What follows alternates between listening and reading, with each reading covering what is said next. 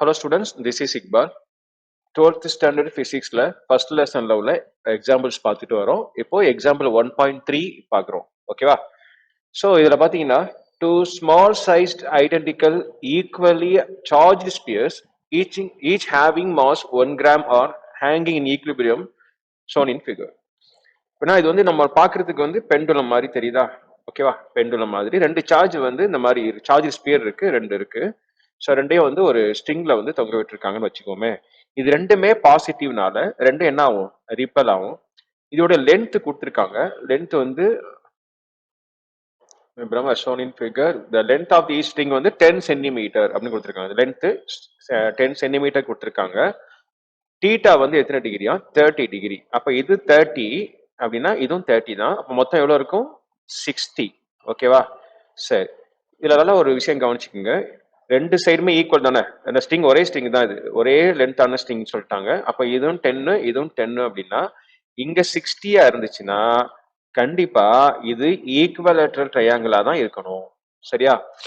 இதுக்கு முன்னாடி வந்து தீட்டா 15 டிகிரி கொடுத்துருந்தாங்க. ஸோ அப்போ வந்து அது ஈக்குவல் ட்ரையாங்கிள் கிடையாது. ஸோ அதுக்கு நம்ம வேற மெத்தட்ல தான், புக் மெத்தட் வந்து அந்த மெத்தட்ல தான் போட்டிருப்பாங்க. கொஞ்சம் கஷ்டமா இருக்கும். பட் ஈக்குவலேட்டர் ட்ரையாங்கிள்னா நம்ம அவ்வளவு கஷ்டப்பட வேண்டியதில்லை, ஈஸியாவே போட்டுடலாம். சரியா? சொல்றேன் அப்படின்னு சொல்லிட்டு.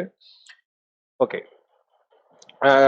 Calculate the magnitude of the charge in each sphere. அப்போ இதோட இதை கண்டுபிடிச்சா ரெண்டு ஒன்று தான், ஈக்குவலி ஐடென்டிக்கல்னு சொல்லிட்டாங்க. சரியா? அப்போ ரொம்ப ஈஸியாவே கண்டுபிடிச்சிடலாம். ஆக்சுவலா இந்த ப்ராப்ளம் வந்து இதுல இருந்தே ஸ்டார்ட் ஆகுது. tan theta is equal to f by mg அப்படின்றே ஸ்டார்ட் பண்ணிடலாம். ஓகேவா? அது தப்பு ஒன்றும் இல்லை, இதுல இருந்தே ஸ்டார்ட் பண்ணிடலாம். பட் நம்மளுக்கு எப்படி வந்துச்சு அப்படிங்கிற டவுட் இருக்கும்ல. ஸோ அதுக்காக நான் சில ஸ்டெப் போடுறேன். அதெல்லாம் தேவையில்லை. ஆக்சுவலி நீங்க இதுல இருந்தே நீங்க ஸ்டார்ட் பண்ணிக்கலாம். சரியா? அது மைண்ட்ல வச்சுக்கோங்க. ஸோ ஃபர்ஸ்ட் இதை நான் எப்படி வந்துச்சுன்னு மட்டும் நான் சொல்லிடுறேன். ஓகே, சரி. நம்ம இந்த பார்ட்டை மட்டும் எடுத்துக்குவோம். இந்த பார்ட் இருக்குல்ல, இதை மட்டும் எடுத்துக்க போறோம். ஸோ இதற்கு வந்து நம்ம நேம் கொடுத்துடலாம். ஸோ இது வந்து ஆர்ஜின் வச்சுங்களேன். இது ஓ, இது வந்து ஏ, இது வந்து பி. சரியா? இது ஓஏபி அப்படின்னு வச்சுக்கலாம். ஸோ எனக்கு வந்து இது ரெண்டுமே வந்து ஈக்குவல் தானே, அண்ட் பாசிட்டிவ் சார்ஜா. அப்ப என்ன இருக்கும்? ரெண்டு ஃபோர்ஸ், ஒரு ஃபோர்ஸ் இந்த டைரக்ஷன்ல இருக்கும், ஒரு ஃபோர்ஸ் வந்து இந்த டைரக்ஷன்ல இருக்கும். ஸோ அந்த ஃபோர்ஸ் பேரு என்னன்னா எலக்ட்ரோஸ்டாட்டிக் ஃபோர்ஸ். ரெண்டுமே ஈக்குவல்னால நம்ம F21 F12 அது மாதிரி போடல. ஓகேவா? ஓகே. ஸோ இப்போ இந்த சார்ஜ் வந்து இங்க நிக்கணும் அப்படின்னா இதுக்கு மேல இன்னொரு ஃபோர்ஸ் ஒண்ணு என்ன பண்ணும்? இதை விட்டுருங்க, இது ஆப்சென்ட், இது இல்லைங்கிற மாதிரி நினைச்சுக்கோங்க. சரியா? இது இல்லை அப்படின்னா அப்போ இந்த இடத்துல இது ஸ்டாப் ஆகுது அப்படின்னா, இந்த இடத்துல அப்படியே நிக்குது அப்படின்னா இதுக்கு ஈக்குவலான ஒரு ஆப்போசிட் ஃபோர்ஸ் இந்த சைடு இருக்கணும். ஓகேவா? சரி, இந்த ஸ்ட்ரிங் யூஸ் பண்ணாவே நல்லா கவனிங்க. ஒரு வெயிட் நம்ம தொங்க விடுறோம் அப்படின்னா அதுல என்ன இருக்கும்? டென்ஷன் இருக்கும். டென்ஷன். ஓகேவா? அதையும் மைண்ட்ல வச்சுக்கோங்க, டென்ஷன். ஓகே, இப்போ நம்ம எனக்கு இந்த டிஸ்டன்ஸ் வேணும் அப்படின்னா நம்ம என்ன ஃபார்முலா யூஸ் பண்ணலாம்னா சைன் தீட்டா ஃபார்முலா யூஸ் பண்ணலாம். சைன் தீட்டா ஃபார்முலா நல்லாவே தெரியும், ஆப்போசிட் சைட் பை ஹைபாட்னியஸ். ஓகேவா? Sine theta is equal to, தீட்டாக்கு எது ஆப்போசிட்? ஏபி தானே, ஏபி தான் opposite. So AB by adjacent side என்ன இருக்கும்? சாரி, ஹைபாட்னிஸ் என்ன இருக்கும்? டென்ஷன். அதாவது 90 டிகிரிக்கு ஆப்போசிட் உள்ளதான் நம்ம என்ன சொல்லுவோம்? ஹைபாட்னிஸ் சொல்லுவோம். அப்ப இங்க டென்ஷன் டி. இப்போ எனக்கு ஏபி தான் வேணும் அப்படின்னா ஏபி இஸ் ஈக்குவல் டு இந்த டி இந்த சைடு வந்து மல்டிப்ளை ஆயிடுமா, டி சைன் தீட்டா அப்படின்னு வரும். இது வந்து எதுக்கு ஈக்குவலா இருக்கும்? இந்த டி சைன் தீட்டா பாருங்க, ஏபிங்கிறது இந்த டைரக்ஷன் தானே. அப்போ இதுக்கு ஈக்குவலா இருந்தாதான் அது ரெண்டும் என்ன இருக்கும்? ஒரே இந்த இடத்துல நிற்கும் அப்படின்னு அர்த்தம். ஓகேவா? அப்ப எஃப்இக்கு ஈக்குவலா இருக்கும். அப்போ f e equal to t sine theta. இது ஈக்குவேஷன் 1. அதே மாதிரி காஸ் தீட்டா ஃபார்முலா யூஸ் பண்ணுங்க. இப்போ இது வந்து இங்க நிக்குதுன்னு வச்சுங்க, இன்னொன்னு ஃபோர்ஸா அது மேல என்ன ஆக்ட் ஆகும். இது வந்து கிராவிட்டி வந்து அது பிடிச்சி கீழே இருக்குமா அங்க. அப்ப அந்த ஃபோர்ஸ் பேர் என்னன்னா MG. F equal to MG அப்படிங்கிற ஃபோர்ஸ் இருக்கும். இதுக்கு ஈக்குவலா நார்மல் ஃபோர்ஸ் ஒன்று இது மேல ஆக்ட் ஆகும். சரியா?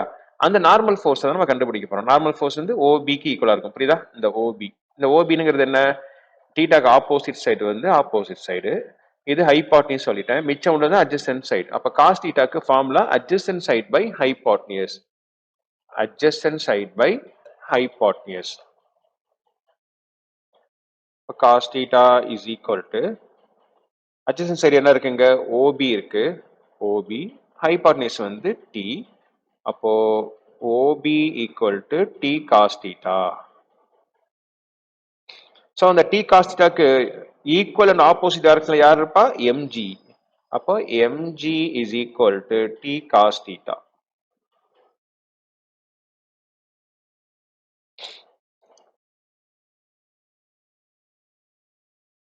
சரியா? இது ஈக்குவேஷன் 2. இப்போ ஈக்குவேஷன் 1ல இருந்து ஈக்குவேஷன் 2வை டிவைட் பண்ண போறோம். ஈக்குவேஷன் 1 என்ன? இப்படி மாத்தி எழுதுங்க. T sin theta is equal to electrostatic force Fe by இங்க T cos theta equal to என்ன இருக்கு? mg. இந்த டீயும் இந்த டீயும் கேன்சல் பண்ணிடலாம். அப்ப sin theta by cos theta நம்மள என்ன கிடைச்சிச்சு பாருங்க? tan theta கிடைச்சிருச்சு. tan theta equal to Fe by mg. சரியா? சரி. இப்போ நம்மளுக்கு Fe என்னன்னு தெரியணும். எலக்ட்ரோஸ்டாட்டிக் ஃபோர்ஸ் தானே? F equal to என்ன formula? K Q1 Q2 by R square. Q1 வந்து எவ்வளோ? Q தான். Q2 எவ்வளோ? அதுவும் Q தான். அப்போ K Q square by R square. இதுக்கெல்லாம் வேல்யூ கண்டுபிடிப்போம் சொல்றேன். இப்போ எனக்கு Q தான் கேட்குறாங்க, சார்ஜ் தானே கேட்குறாங்க. அப்போ Q ஸ்கொயரை நான் சாரி mg விட்டேன் பாருங்க, mg. ஓகே, Q ஸ்கொயரை நம்ம அங்கேயே வச்சுக்கலாம். Q ஸ்கொயரை நான் அங்கேயே வச்சுட்டேன் அப்படின்னா இங்க மேல இருக்கா? அப்ப இந்த கீழே உள்ளதெல்லாம் மேல வந்துருமா? இதோட புரியுதா? கீழே உள்ளதெல்லாம் இங்க மேல வந்துரும். இது Fe.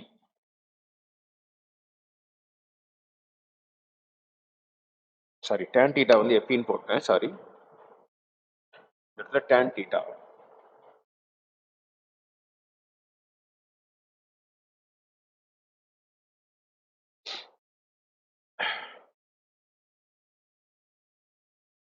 tan theta அடிச்சுக்கோங்க. Feக்கு பதிலாக K Q ஸ்கொயர், இந்த mg அப்படி இருக்கு, இந்த R ஸ்கொயர் கீழே வந்துருச்சு. ஸோ எனக்கு Q ஸ்கொயர் தான் வேணும் அப்படின்னா இந்த R ஸ்கொயர்லாம் இங்கே மல்டிப்ளை ஆயிரும். R square mg tan theta by K. So R square அப்படின்னா சரி, இப்போ எல்லாத்துக்கும் நம்ம வேல்யூ எடுக்க போறோம். சரியா? எல்லாத்துக்கும் ஃபர்ஸ்ட் இதெல்லாம் என்ன அப்படிங்கறத நம்ம வரிசையா சொல்லிட்டு அதுக்கப்புறம் உள்ள போகலாம். ஆறுங்கிறது ஈக்குவல் டு எல் நான் சொன்னேன். எப்படி சொல்லணும் அப்படின்னா நல்லா கவனிங்க. ட்ரையாங்கிள் ஓ ஏ பி, இது வந்து சின்னு வச்சுக்கலாம். இது வந்து சி, இந்த இடத்துல வந்து நம்ம சின்னு நம்ம போட்டுக்கலாம். சரியா? Okay,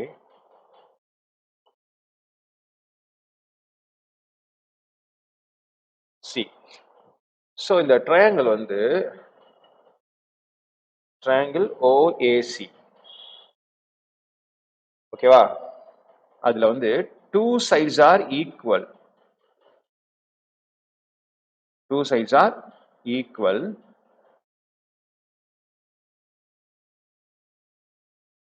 equal. அப்புறம் பாத்தீங்கன்னா ரெண்டுக்கு இடையில உள்ள ஆங்கிள் எவ்வளோ? And form and angle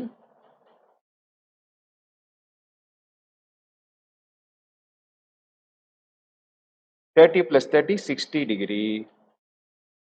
Okay, therefore triangle OAC is equilateral triangle.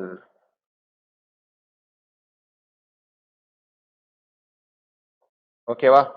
இதெல்லாம் எழுதணும் அவசியம் இல்லை. Equal triangle. அப்போ R ஈக்குவல் டு நம்ம என்ன சொல்லிக்கலாம்? எல்னு சொல்லிக்கலாம். எல் எவ்வளவு கொடுத்துருக்காங்க? 10 சென்டிமீட்டர் கொடுத்துருக்காங்கன்னு நினைக்கிறேன். ஆமா, 10 சென்டிமீட்டர். சென்டிமீட்டர் எப்பவுமே மீட்டரா மாத்தணும் அப்படின்னா நம்ம என்ன பண்ணோம்? 10 பவர் மைனஸ் 2 ஆல மல்டிப்ளை பண்ணணும்.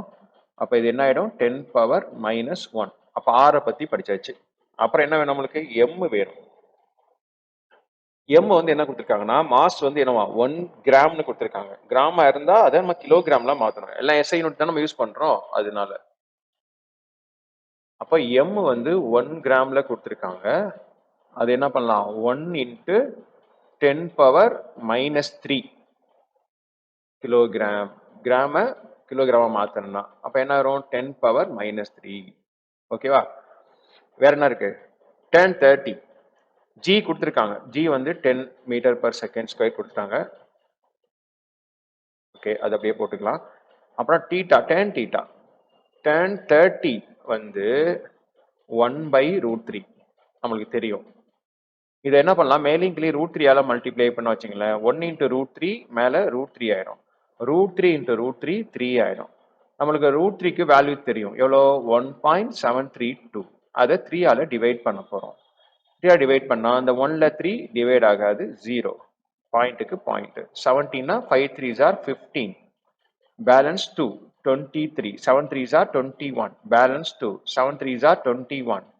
பேலன்ஸ் 1 10 வந்து 3 3s are 9. போயிட்டே இருக்க முடியும்.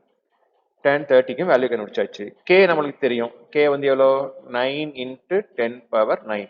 ஸோ அதை அப்படியே போடுங்க. q² is equal to r².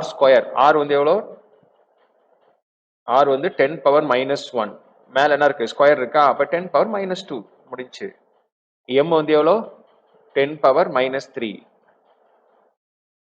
g வந்து எவ்வளோ, 10.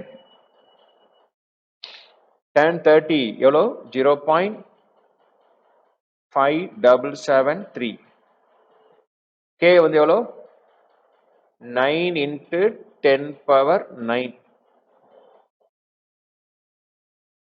நல்லா கவனிச்சிட்டே வாங்க.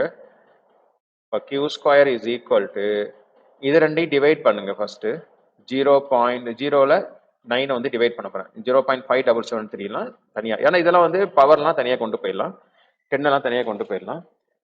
இப்போ 0.5773 அங்கே தனியா பண்ணி காமிக்கிறேன்.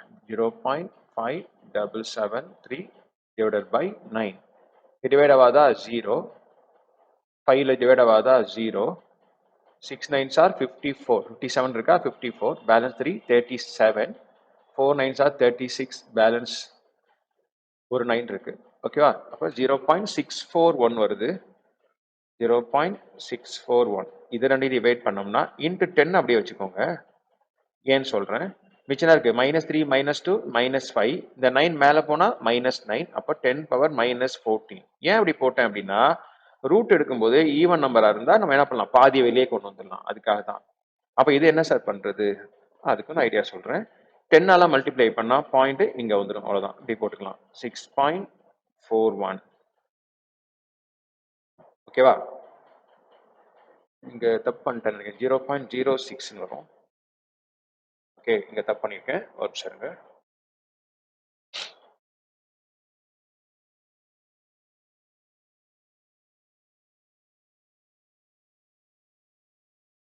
Zero point 0641. அப்போ இது வந்து நம்ம இருக்கு மாறும். 10 மல்டிப்ளை பண்ண போறேன். மல்டிப்ளை பண்ணா இந்த சைடு பாயிண்ட் வந்து இங்க வந்துடும், 0.641 வந்துடும், அவ்வளவுதான். 641 மிச்சம் 10⁻−14. புரியுதா, இந்த 10 மல்டிப்ளை பண்ணும்போது இந்த பாயிண்ட் இங்க இருந்து இங்க ஜம்ப் ஆகும். இப்போ நம்ம ஸ்கொயர் ரூட் எடுக்கணும்னு வச்சுங்களேன், q ஈக்குவல் டு இது மட்டும்தான் ஸ்கொயர் ரூட்ல இருக்கும், 0.641 மட்டும்தான் இருக்கும். இதை அப்படி பாதியா மாத்திரலாம். ரூட் எடுத்தோம்னா பவர் வந்து என்ன ஆயிரும், 10⁻−7 அப்படின்னு ஆயிடும். இங்க வந்து நம்ம ஸ்கொயர் ரூட் எடுக்க போறோம். ஓகேவா, 0.641 எடுத்துக்குவோம். 0.641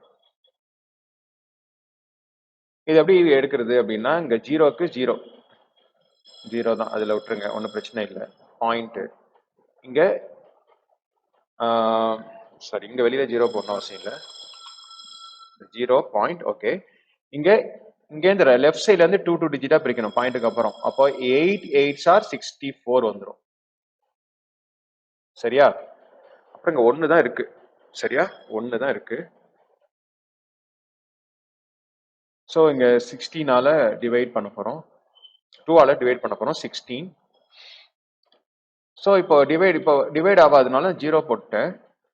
அப்ப என்ன பண்ணும், இங்க 2 0 போடுறேன். சரியா, இங்க 2 0 போடுறேன். இப்ப பார்த்தாலும் என்ன ஆகுது, அது இங்க 1 போட்டாவே ஜாஸ்தி ஆயிருது. சரியா, அப்போ இன்னும் 2 0 போட்டுக்கிறேன்.